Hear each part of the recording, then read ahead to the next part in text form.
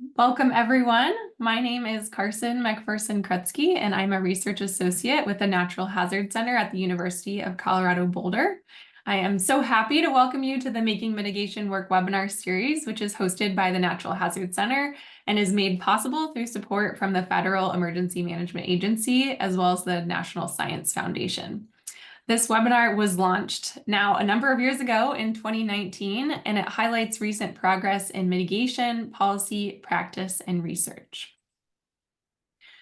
So I want to share a few announcements before we get going. The webinar is being recorded, and the captioned video recording and presentation slides from today's webinar will be posted online at the Natural Hazard Center website at hazards.colorado.edu. This website is also where you can find recordings and other supplemental materials from prior Making Mitigation Work webinars, as well as gain access to other free resources. So please go ahead and check that out after our meeting today. We usually try to post the recording within a day or so.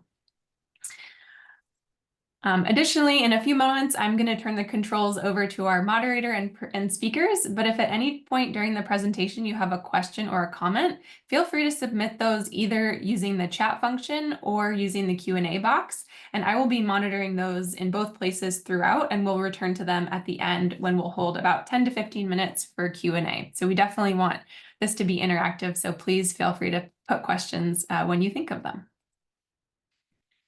Thanks to partnerships with the International Association of Emergency Managers, attending this webinar makes you eligible to receive 1 contact hour of emergency management training through IAEM. To receive that credit, you are required to attend the entire webinar session. If you fulfill this requirement, you can email me at hazardcenter@colorado to request your certificate.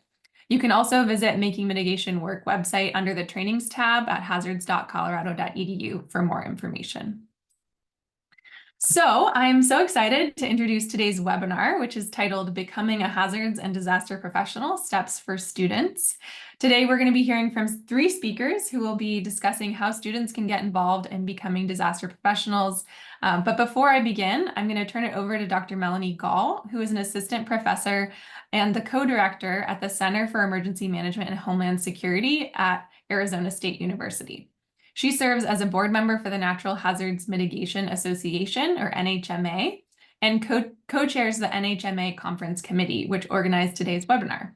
We are so grateful for you, Melanie, for helping pull this excellent panel together. So I'm going to go ahead and turn it over to Melanie, who's going to introduce the panelists. Thank you so much, Carson. And I cannot thank our today's speaker enough for making the time to share their knowledge and experience with you all today.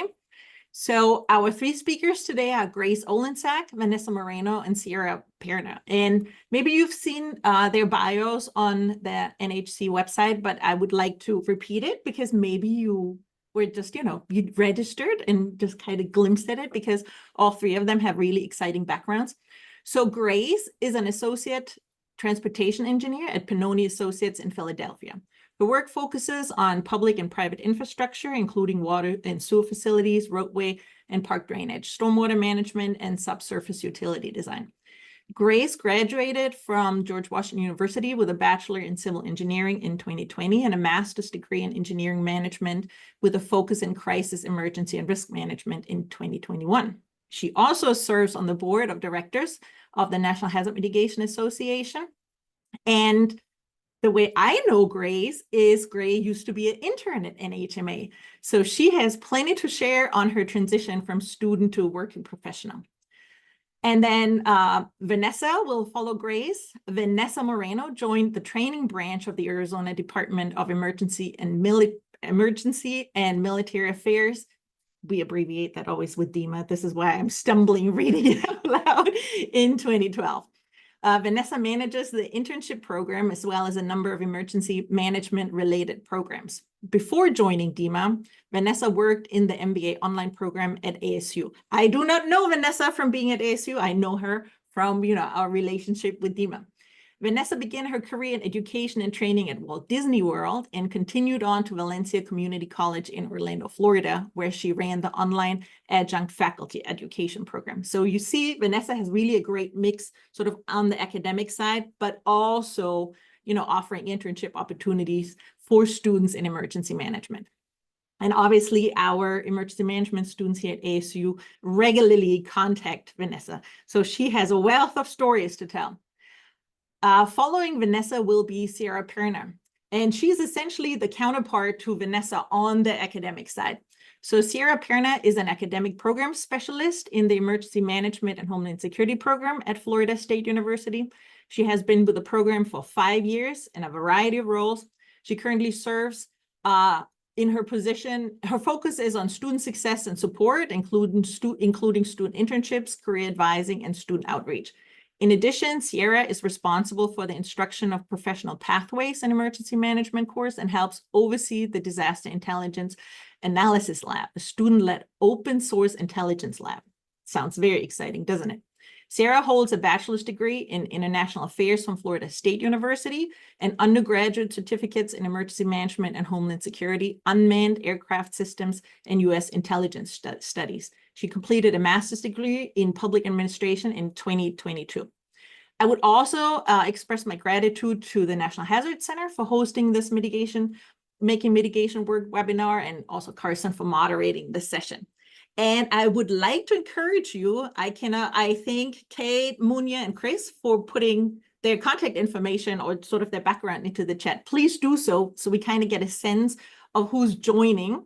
And again, as Carson said, please put your questions in the chat as they pop in your head. And with that, I want to welcome Grace as our first speaker. Thanks, Melanie.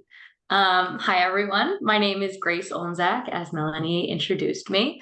I'm a civil engineer with Pannoni Associates, so I'm in the private sector, but just wanted to start off by saying thank you for letting me be here today. I feel like I was just in your shoes as a student trying to figure out how I can incorporate everything I'm really interested into from school into my full-time career. So hopefully I can offer some helpful insight today. And just wanted to start with a story of how I first was ever exposed to the industry, and started in 5th grade. I remember we had a science class about like severe weather, and I remember learning about hurricanes, tornadoes, natural disasters, and being so interested in the topic. And I bring this up because fast forward to college, my curriculum never really touched on emergency management or hazard mitigation again, kind of here and there in certain classes, but it was more weather related, less about mitigation, preparedness, response, recovery, and certainly never to the extent that I knew how big the field really was and how much opportunity there was across all kinds of disciplines. So that was, something that I've definitely noted, and hopefully throughout my career can kind of change that story. But as Melanie mentioned, I went to the George Washington University for college. I got my bachelor's of science in civil engineering, and I minored in sustainability. For those who aren't super familiar with engineering, civil engineering deals with the design and construction of the physical and naturally built environments. So public-private infrastructure, all roadways, highways, buildings, bridges, dams, kind of all of the big things you see out in the world. So as a civil engineer, we learned how to account for additional loads on our structures for earthquakes or heavy winds. And we learned that building codes existed for flooding conditions, what the design requirements for those.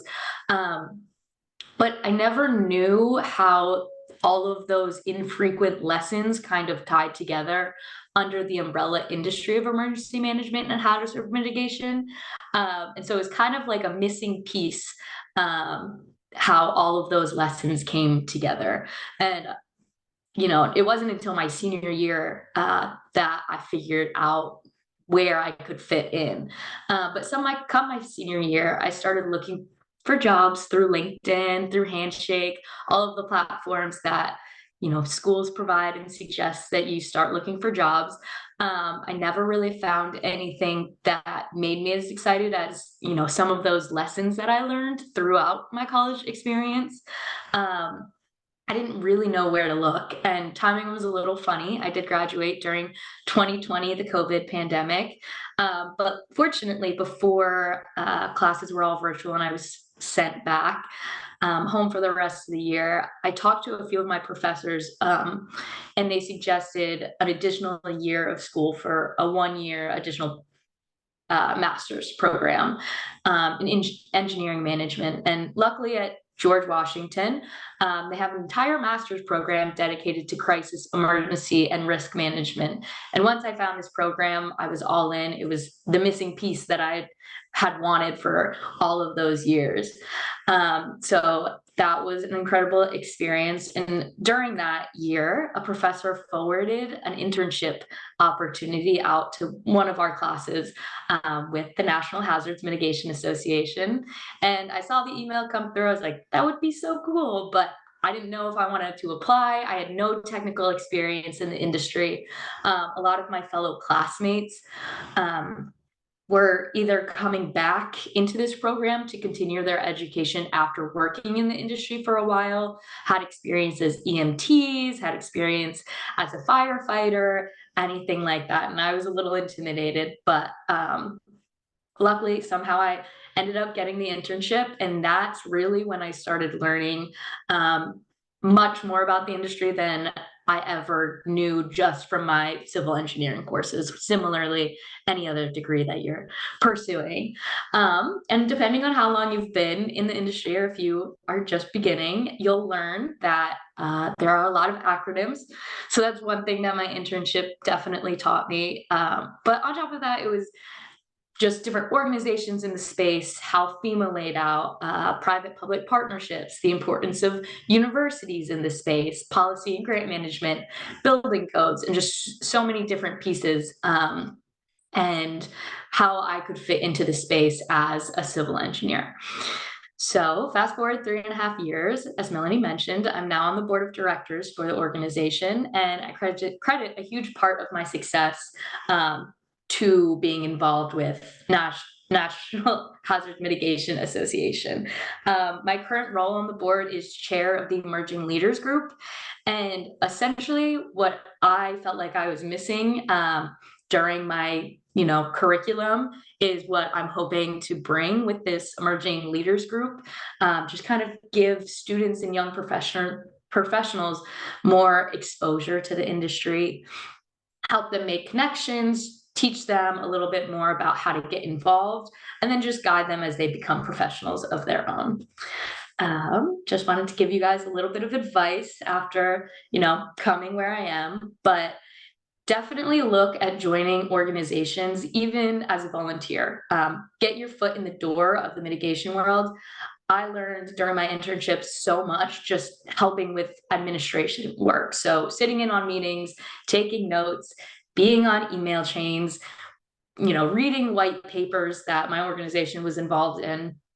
And there's so much work to be done. And in my experience, if you're willing to put the work in, the people in this industry and at organizations are more than willing to teach you and want to help grow the industry and work with you to make it better for everyone involved.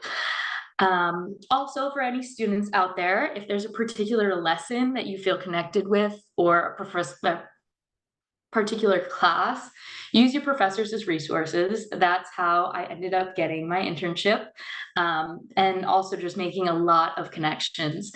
I found that most of the time, if there's something that both you and your professor are very interested in, they're willing to go the extra mile to, make connections or help you learn more or anything. And then something I'm a proponent of and that I would like to do more myself is go to conferences. I've been fortunate enough to attend the Natural Hazard Center workshop for the past 2 years, and the shared knowledge at conferences, any of them, is really incredible. People are excited to learn, teach, grow. So if you have the opportunity as a student or even a young professional, conferences are a great opportunity. So as far as my current career, I work for as a transportation engineer. and I love it. I'm involved in stormwater management, but just wanted to add a little bit of a note that my first job after college had nothing to do with hazard mitigation. It wasn't what I wanted, but it was a stepping stone. And, sometimes that's a part of life. So I took the time to invest myself outside of work into something I was really interested in, became a lot more involved in National Hazard Mitigation Association, and then have managed to find myself in a place that I really love. And yeah, so I would leave you with some advice to take time to invest in yourself, in something you love and are interested in. Put the work in, and slowly your resources will build up and everything will fall into place. So thank you so much.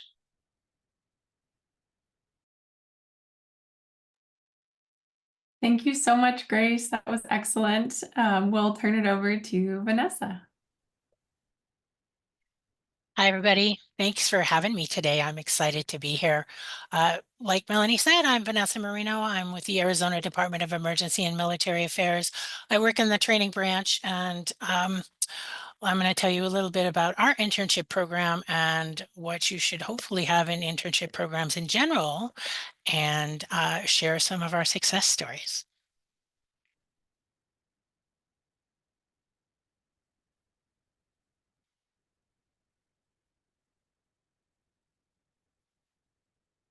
Okay, so like I said, we're going to talk about the best internships ever.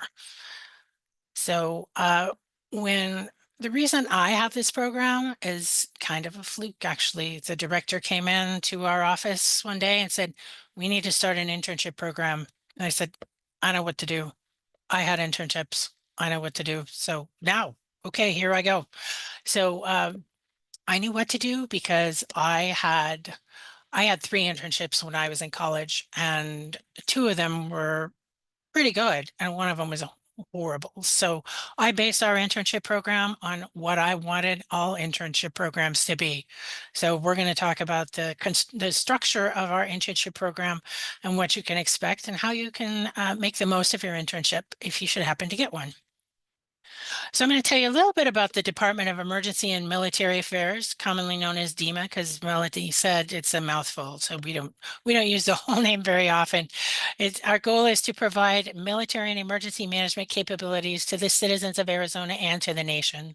DEMA consists of Army and Air National Guard, administrative services, and emergency management, all under the DEMA umbrella. So our internship program goals, and hopefully the goals of all internships that you'll have at any organization that you're in, are to help train the future workforce of emergency management, because we're not going to be around forever. I'm going to retire someday, hopefully not that far away, but we need the future emergency managers to be good at it. So our goal is to teach you and stand with you and support you every step of the way and help you learn what we know and help you grow as an emergency manager. We want to provide real world experience for students, and we want to show you what it's like day to day. So we're giving you the opportunity to participate in meetings, exercises, training, and work side by side with the team of staff. And you never know what your day is going to look like. So someday it's going to be a lot of paperwork. There's a lot of paperwork. It sounds really glamorous, but lots and lots of paperwork, lots of desk work. Maybe paperwork one day, site visits the next day, deployments to whatever natural disaster is happening. So a lot of people think that Arizona doesn't have a lot of natural disasters, but we have our share. We have a lot of fires and post-fire flooding. We also have a number of different terrains. We have mountains, we have forests, we have desert, we have the border, we have a number of different issues that we have to deal with on a day-to-day basis, anywhere from winter snow blocking in one of the nations up in the northern corner of the state so that they can't get food, or post-fire flooding. So we have a number of different things that we could respond to, and a large and very strong mitigation branch that works on all those things to help mitigate any kind of future consequences. let me back up for just a second. So one of the things we're gonna talk about is the intern success stories. So this is Sharon Sandoval. She was an intern with us a few years back, and now, with the help of her internship, not of course not all because of her internship, but she is the tribal emergency manager for the Navajo Nation. We're very, very proud of Sharon. This is Janet Pierce. She is in emergency management for the U.S. Senate, and she lives out in Virginia, and she's doing a great job. Some of the additional goals of the internship program are to give students exposure to all branches of emergency management. So anywhere from mitigation to response to human services to recovery. And you wouldn't you wouldn't really know unless you're part of emergency management, but recovery starts at the very beginning of an incident. And they start planning for the recovery part of that incident the very day the incident starts. So you learn about all that in an internship, and you stand with them as they're going through all their steps and the human services elements of any kind of response that we have. There are many, many things to consider. And unless you have an internship and you're right there in the thick of things with the staff, a lot of things you wouldn't really think about. We also work with many local, multiple agencies, county and state agencies, voluntary organizations, and you see how all those things work together. And training branch may work with the Red Cross differently than the Human Services branch, or with the mitigation section, or with the recovery section, but we all do work with these organizations, and we all work together differently. It's a big web, and it's difficult to figure out, but as you step back and see the whole picture as an intern, it becomes easier to figure out. This is Robert Campa. He was my intern in 2017. He's also an instructor now at ASU, has been for quite some time, and he is the emergency manager for the city of Mesa. And Robert is a great asset and a very smart person. And we're so proud of Robert. He's doing such a great job. And he has his own internship program now. So we're so glad to be a partner with Robert now in internship programs and working together on as agencies. So these things you need to bring with you when you have an internship. You need to bring a positive attitude. That's huge. A positive attitude is makes everything go better in an internship, and people are super happy to see you and be with you and teach you. The ability to tackle multiple projects is necessary because that is what we do. We have a lot of stuff going on all the time and keeping it organized, but this is also a very good place to practice. This is a no fault environment, an internship. So ask for some help if there's too much going on, and don't be afraid to say, I have enough. Please help me prioritize. Good organization and communication skills, a willingness to learn, and motivation are also huge assets in an internship. This is Adriana Gama Akinwande. She was an intern with us during COVID. She had a very interesting internship. Um, she It was right at the beginning of the response to COVID, and she and two other interns were just a couple of weeks into their internships at that time. But I had spoken with Adriana at length, and I kind of knew where her heart was. So during the COVID response, I put her in our human services branch. And as time progressed, she got to be a reservist because of the connection she made. And she was a reservist at DEMA. And eventually she ended up running that branch for DEMA. And we're so proud of Adriana. And she's a great partner. And that is really where her heart is. And she learned that during her internship. So the internships give you knowledge that you can't get from books and you can't get from class. You have to be in the thick of things with the staff of wherever you are. You have to be going out. And part of the internship is get out, go do things. So you'll understand many different facets of the organization. Like I've mentioned, You'll make a lot of valuable connections. So you'll meet a lot of people, and these are people that you're going to talk to in the future. You're going to find your passion just like Adriana did. She did not know what she wanted to be and who she wanted to work with when she first got to her internship, but she learned that that was her passion and she carried that forward to her job today. You're also going to be able to make some career goals. So our interns, I push them out of the building as much as I possibly can. This is a list of previous tours that our interns have been on. Some of the most fascinating have been the ACTIC, which is the Arizona Counterterrorism Information Center.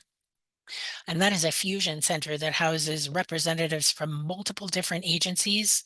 And it's really cool because it's in a kind of guarded location. It's in a warehouse district. It's in an unmarked building, and it's really cool to go in there and see what's going on. Big wall of monitors, lots of people watching everything that's going on and monitoring for any kind of terrorist activity. But a couple of things that aren't on this list. Private industry like Walmart and Home Depot have huge emergency management divisions, and to visit them and hear how they prepare for disasters is fascinating. And it learns that private industry is a partner.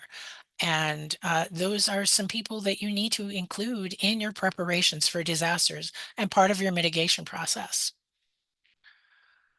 So also something that's important when you have an internship is to talk to all the people inside your organization. So don't get pigeonholed into whatever department that you're working in.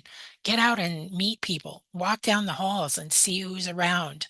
And some people are busy, they're really busy, and they may not have time to talk to you right away for an extended period of time. But I found that many of the people who you're going to run into love to teach and they want to help you succeed.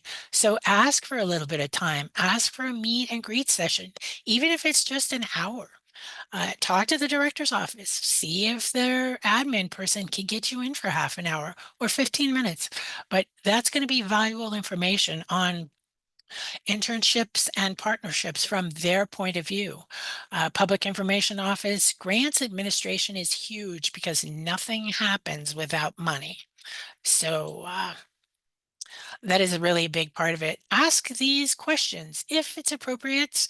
We've learned a lot with just the answers to these questions. What advice have you gotten that's been the most valuable to you? It doesn't matter who that advice was from. It doesn't matter really the subject. Just what's the best advice you've ever gotten? And what mistakes have you made that you're willing to talk about that I should not make in the future? Ask those questions and you get amazing answers from people that provide not only insight into their job, but insight into their personality. And you may learn a lot just from those answers to those two questions. This is Matt Melendez. He was our very first intern in the program in 2016, one of two. The other one went into the Air Force and has a very successful career as a pilot. But Matt had went on to go on to be a planner in the Department of Public Health for Maricopa County. And now he just recently was promoted to Emergency Management Specialist at Arizona State University. We're so proud of Matt. I talk to him regularly, and it's great that that part of his internship made some of the connections that he had in his future, and we're so proud of him. And he's a great asset to the state of Arizona. So thank you so much. And I'm going to stop sharing my screen, and I look forward to any questions you might have. Thank you so much, Vanessa. That was excellent. And we will turn it over to Sierra, and then we will hop into questions after that. So go ahead, Sierra. Hello, everybody. My name is Sierra Perna. I'm going to give kind of a little bit of an overview today of what it takes to go from student to professional and kind of touch on the different things that I do here at our program at Florida State. So my background, I started as a student in the program that I work for now, which is the Emergency Management Homeland Security Program. Right now, we are a certificate program, so we offer 3 different certificates. The first one is going to be the Emergency Management Homeland Security Certificate. We also offer an Unmanned Aircraft Certificate, which most people know those as drones. And then we also offer a U.S. Intelligence Studies Certificate as well. So the students that we get, because we're not a degree program, come from very diverse backgrounds, which is a great thing when you're looking at getting kind of your foot in the door with emergency management or hazard mitigation, whatever your field might be that you're looking at. That diverse background with the added certificate that we offer, we've seen give students a bit of success in the field. So where do I start? As a student, of course, that's why you're all here. You wanna know what you can do next to kind of get your foot in the door in the professional world. So we're going to talk about getting comfortable in your program, utilizing your campus resources, seeking opportunities outside of your university or your college, internships, and then network. I'm sure you've all heard that a million times, and I will get to tell you again today. So, getting comfortable in your program. I feel like everybody hears when you're going in to start at, a college or a university that you need to make those connections with your professors. I will say that, most students don't do that. I have a good crop of students every semester that come through, upwards of, 1 to 200 students, and there's maybe 5 to 6 that come up and introduce themselves that we get to like make those lasting relationships with. So making that initial connection is really important because then your professor is going to remember you. That is not only helpful for the duration of the semester, it's also very helpful when you go to apply for anything else down the road. So if you want that letter of recommendation, it's really important that they know who you are. It's reaching out to a professor that you've talked to maybe one time since you've had them is they're not going to have that relationship to go on to write you whatever position it is that you might want. So making those lasting connections and then developing those relationships throughout the duration of your course is really important. In addition to just your professors, I also cannot encourage you enough to talk to your academic and instructional staff. So what do I mean by that? I mean people like me who run informatics at your university or your college. So the advisors in your program, the people that, might coordinate different activities that your program offers or anything like that, where it's not necessarily just the people that are up in front of you lecturing, but also the people that are kind of behind the scenes. They have, just as much knowledge in different areas as your professors, and can be really useful. One of the other things is many programs are going to have their own internal opportunities. So one of the really cool internal opportunities that we have here in our program is the Disaster Intelligence Analysis Lab, which is a student-run open source intel lab on our campus here. We have about 25 interns right now that are working down there, and that runs, 9 to 5 or 8 to 5, excuse me, Monday through Friday. And the students essentially go through open source information and then report out to the stakeholders that we have based on what their interests are. So see if your university or your college has something like that that you can get involved in. You never know, it never hurts to ask. So just see what you can do there. There is always research to be done. So a lot of professors, have to do research as a part of, their job. And they always like to have students that are interested in what they're researching. At the same time, if you have an idea, it never hurts to go to a professor that you have a good relationship with and ask them if they would be willing to mentor and work with you on that research. It not only helps them out because they get to do the research, but also helps you out because you have not only a writing sample, but you also get that experience doing research. So utilizing your campus resource. At pretty much every campus has some version of a career center or, a student success facility. There's always something out there. Reach out to those people that work there and try and see what they might have to offer. They have so many resources that are going to come in through them to be shared to the university, but universities are a very large community. So sometimes the messaging might not get out to every student that it needs to. So it never hurts to go in and ask them what they might have. I know that our Career Center on campus, they do career fairs and internship fairs, which, allows students to go in and meet, recruiters or representatives from organizations or agencies, and kind of connect a bunch of different fields. So I would really recommend reaching out to those resources on your campus. Internship coordinators is another good one. I love this point because it's about me. So you get to talk to people like this who their whole job is student success and placing people in roles where they're going to be comfortable and successful. So find those people that can help you do what you want to do. Even if you just have, a hint of an idea of what it is that you might be interested in, reach out and see what they have to offer. I know that just based on my connections that I have, I get sent jobs, internships, all kinds of positions all the time that people want to fill, and they're looking for students all the time. So it's really important to kind of make those inroads with those people and get connected. Another one is going to be student organizations. So I know on the Florida State campus, we have a bunch of registered student organizations that do all kinds of things, from chemistry to we have an emergency management chapter. We have an IAEM student chapter on campus. So there's all kinds of things out there, and making those connections with the students that are interested in the same things as you is just going to help you be even more successful down the road, because they're going to hear about things that you might not have heard about, and vice versa. So just building your network is super important there. When you're looking at opportunities outside of academics or academia as a whole, local EM organizations are a fantastic place to start. They are almost always looking for help. Generally, they're going to have smaller teams just because they are the local level.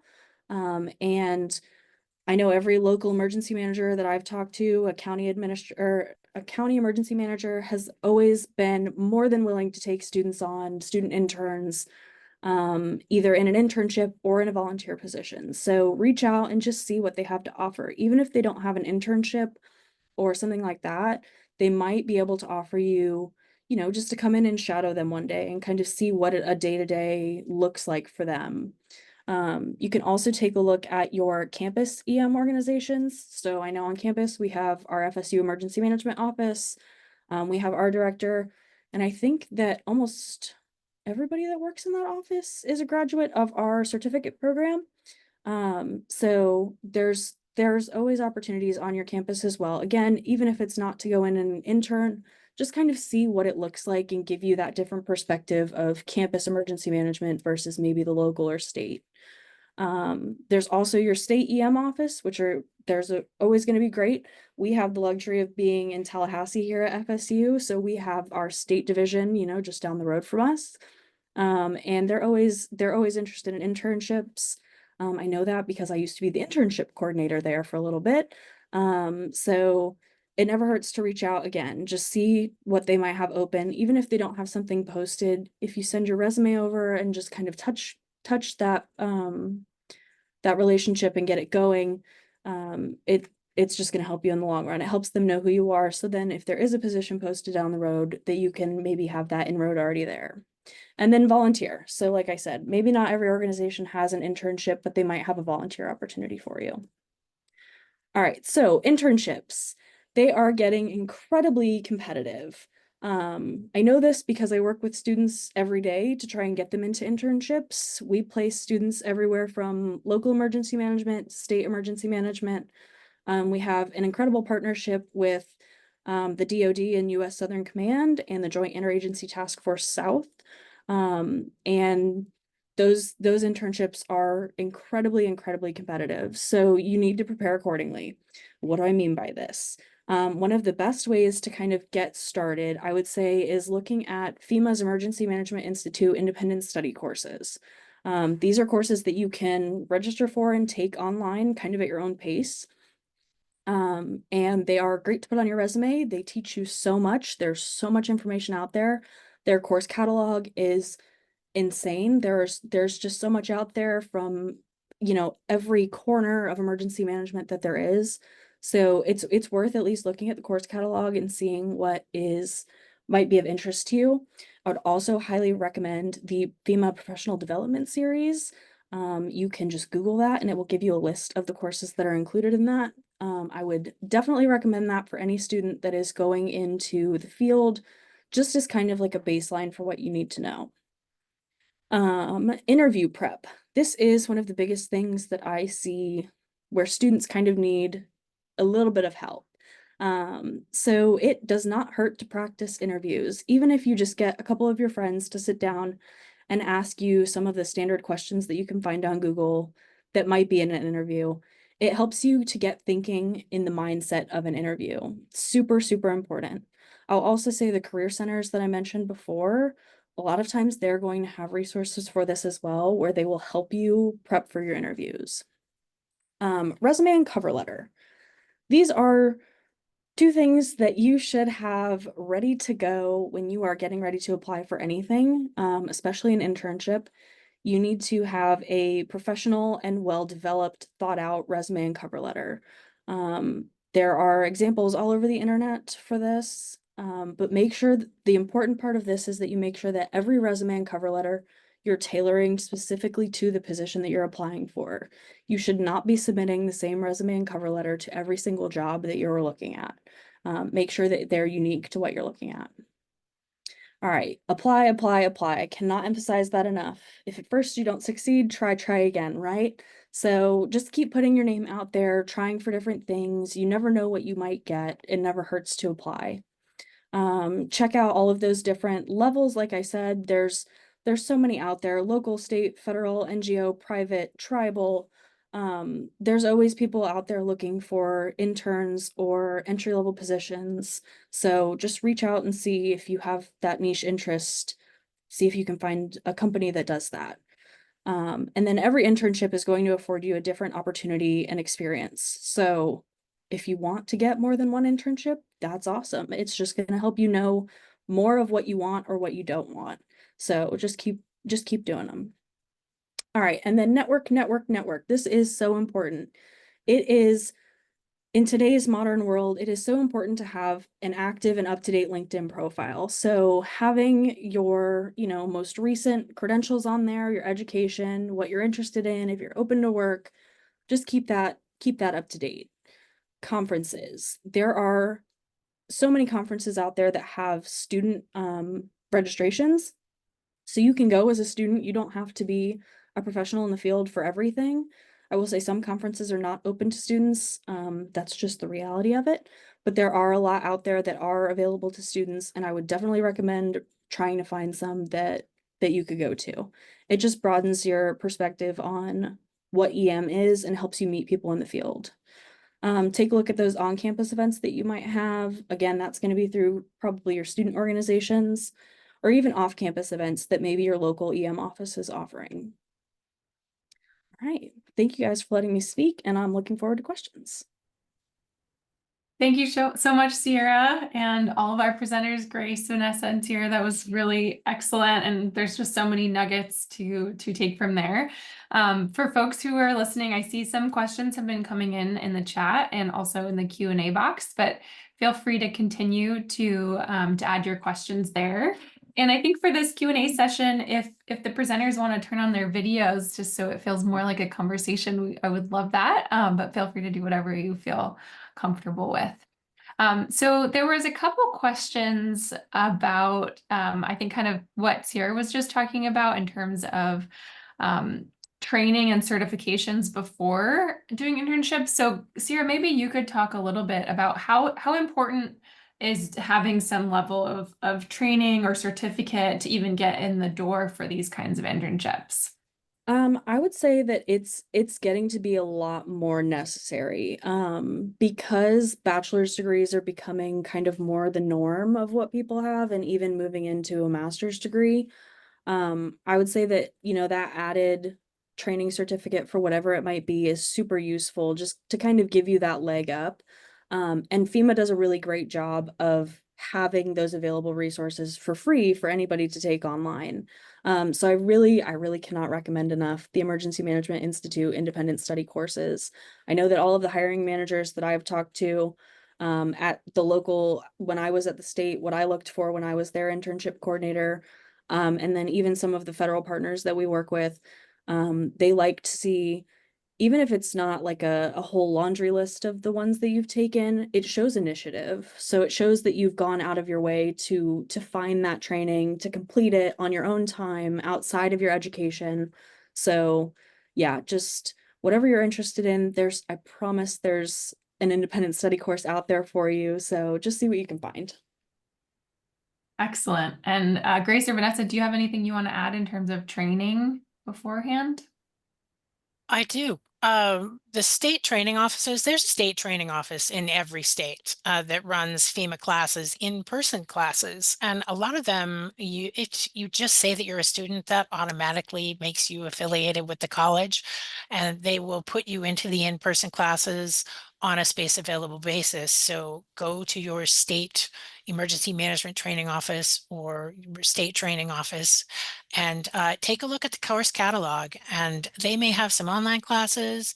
They will definitely have in-person classes, and you can take incident demand training or mass care training, mitigation training. There's another whole laundry list, like Sierra said, of training that's available on an in-person basis, and that also gives you the opportunity to make some connections with the people who are in the classes. So that's a really good opportunity too, and they're all free of charge. They're presented using grant funding that's normally pushed down to the states and then down to the counties, and those request the training according to the needs of the counties. So take a look at that too. Amazing. Thank you. Grace, did you have anything you want to add or? Yeah, I'll just echo the EMI, Emergency Management Institution. Great. I did a lot of those kind of on my own and within my classes.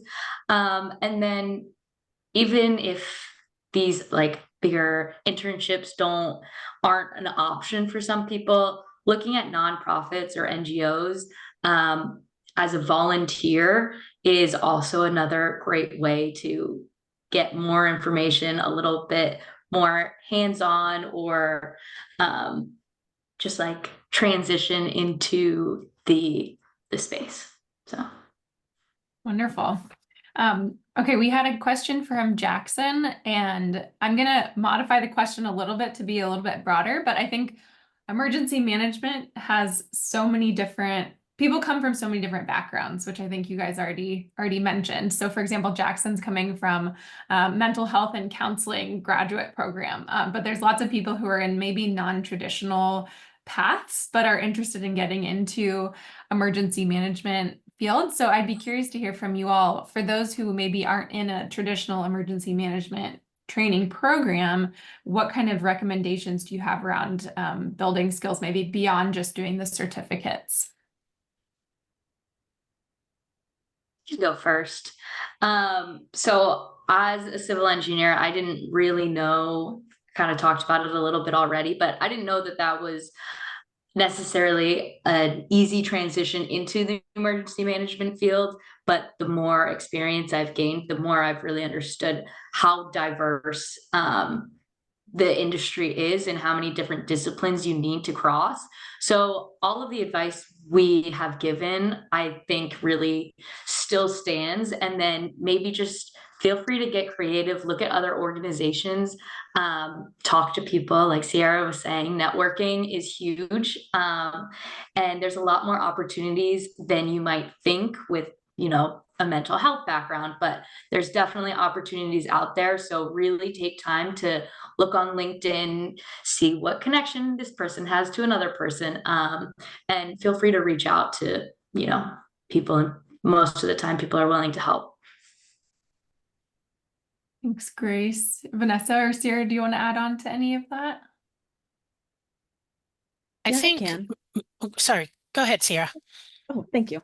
Yeah, I think that like I said, because we're a certificate program, we see students from all walks of life and education.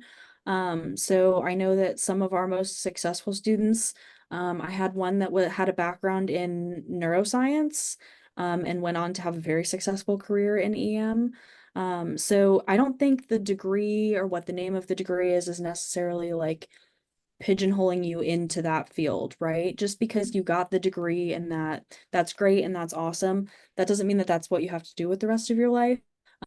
Every degree is going to give you a different skill set that you can still apply to EM because it is so diverse and there's so many different things that you can do in the field. So you can take whatever that degree is that you get and then apply it to whatever it might be. You could do emergency management counseling for the responders that are in the field. There, there's so many options out there. Emergency management isn't necessarily just like what we think when we see the movies, as I hope we all know at this point. It's not just what we see in the movies. So just remember that you can take your skill set from whatever your degree is and apply it, pretty broadly to EM. I agree. Really good points. And I think that whatever connections that you're making and just speaking to people constantly and talking to people and reaching out is going to be a great asset to your career moving forward. And like Sierra said, you are not stuck in emergency management. If you have a background in emergency management, you can go a number of different ways, and your first job may be very different from your second job and your third job, and you could work in training or mitigation or human services. Um, any of those would fit with multiple degree programs. So your options are really open. Yeah, it's the beauty of the diversity of the emergency management. One question somebody had was just, can you clarify? And I think Vanessa, actually, you mentioned sometimes internships will include going out and responding to events that are occurring. So can you clarify what you mean when you say response work? So what does that look like? Well, we have fires very often in this state. A lot of the state is on fire right now. That's just how it is in Arizona. We get very little rain, and when it does rain, we grow a lot of vegetation. And then as soon as it gets hot, which it's hot, it's a cool day and it's 109. So that vegetation is an immediate tinderbox. So we are not a response agency per se. We don't put water on fires, but our response is to support that. And we would go out to the incident command post and try and support the people who are running that incident command post. We will go do damage assessments on post-fire flooding. That's one of the ways that we would respond. We will go out and talk to the communities and set up human services locations to help them with grant funding after a disaster. So there are many different things that an intern can help with response. If we're leaving the state, interns don't get to go on overnight trips with us. I don't know how it is with other people, but we don't go on a lot of overnight trips. But we do have emergency management aid compact agreements with many different states that we will respond out with, and a lot of the in-state things are mutual aid compacts too, where we'll go and help in the emergency operations center of a county that has a much smaller staff. Many of our counties are just 1 or 2 man shows. That's it. So when an emergency happens in those organizations, they reach out for help. They've signed an agreement that says, we will help you, you will help us, and we will worry about money later, which is great because there's no time for that when it's time to respond, and they're having an event which involves their community. They need help this minute, and we just get in the car and we go. So that is multiple answers to that question. Yeah, no, thank you so much. One person asked, what are some conferences that you recommend attending? So for folks who maybe don't know what conferences are out there, maybe each of you have some ideas of ones that would be good to attend. You want to start with Sierra? Sure. Yeah, so I know the conferences that we typically encourage students to go to are going to be more close to home here for us. So one of the big ones that we look at is FEPA, which is the Florida Emergency Preparedness Association. They have a student registration that's relatively low. And so it kind of just gives students that opportunity for a low cost to go in and meet people and do that networking and get kind of the insight that they're looking for. So I think FIPA is one for us. There is the Governor's Hurricane Conference. That's another big one in the state of Florida.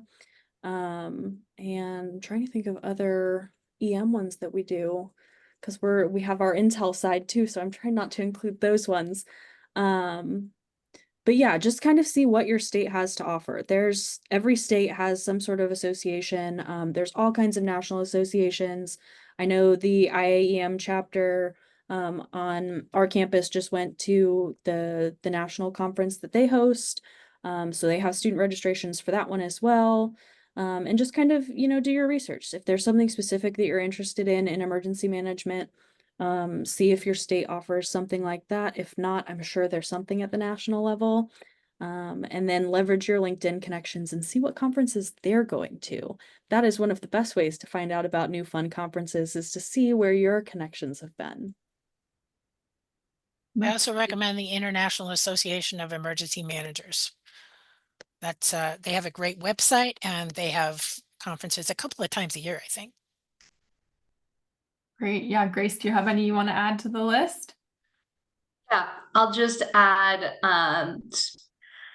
my interest particularly is in floodplain management and the American Association of Floodplain Managers. They have by state. I'm planning to go to the Pennsylvania one this fall. So kind of like we said, just look what's local, look at your LinkedIn. That's where I tend to find a lot of interesting upcoming conferences. So really use your LinkedIn, follow who you're interested in, what you're interested in. Things will definitely start popping up. Yeah, and that's a great point, that if there are specific hazards you're interested in, oftentimes there will be conferences associated with those hazards, like flood hazards or fire and stuff. So you can get more specific too if you have those interests. All right, well, we only have a couple more minutes. So I think we have time for one more question all around. I thought this one was a nice one from the audience. So what are the most challenging and rewarding aspects of this work? Feel free to take that however you want. Oh, I'll go. The most rewarding part of emergency management is knowing that you've made a difference. And depending on where you are, there is no position in emergency management that does not make a difference. Everybody makes a difference in emergency management. And part of my contribution is the internship program and sending out interns into the world who have become the emergency manager for the Navajo Nation or the city of Mesa, and knowing that we've helped with their training. And it feels great. I'm super happy about it. I love that. Thank you, Vanessa. Grace, go ahead. I'll just say, for the most challenging, and maybe this isn't the most challenging, but trying to enter the field was honestly one of the most challenging parts for me, coming in with a civil background, not really having that much experience or knowledge on the industry. So good news is the hard part is kind of like that is a hard part, and I just want to acknowledge that. And then, as Vanessa said, truly, like, you can feel and see your difference, and it's hard work, but it's very, very rewarding. So worth all of it. Thank you. Go ahead, Sarah. I think my favorite part is definitely seeing, I kind of do two sides. So I work for the state when they activate as well in the air operations branch. So I think that part I get to see the difference that we're making with coordinating resources and moving things where they need to be. And then on my academic side, seeing a student go from someone who might be more shy and reserved to someone who's so excited to get out into the field, and they're so excited because they just got this internship or this job that we've been working to get them into. I think there's nothing that makes me happier. I love my job when I get to do things like that and see them be so happy, because you know that you've made a difference in their life, and you've hopefully changed every student's life that you have worked with for the better. I love that. Thank you all for sharing. That was excellent. And thank you for your time today. I have a few final updates I want to share before we hop off here. So a reminder again that that there are continuing education credits if you attended this webinar. So please feel free to reach out by email to get that process if you want. I want to again thank our panelists, Grace, Vanessa, Sierra, and also Melanie for helping organize this event, and FEMA, as well as the National Science Foundation for making this webinar series possible. We are so grateful to all of our supporters, attendees, panelists, and everyone for joining today. So again, yes, please contact us if you need it. Please save the date for our next webinar, which is going to be a month from now, September 10th at the same time. We are going to shortly be posting the information on that one, but their next topic will be focused on having representatives from Portland, Oregon come and talk about an initiative they've been working on related to extreme heat and affordable housing units in the Portland, Oregon area. So that one's going to be really exciting. We hope that you will subscribe to updates through the Natural Hazard Center website so you can receive notifications about our upcoming webinars and other free resources and information. And panelists, if you wouldn't mind sharing your contact information, I know we got a lot of requests for that. So if you feel comfortable doing that, that would be great. And now we are at the top of the hour. So on behalf of the entire team at the Natural Hazard Center, we want to thank you again for joining our panelists. And we're so happy that you were able to join us today. And we look forward to seeing you again in September. So thank you all.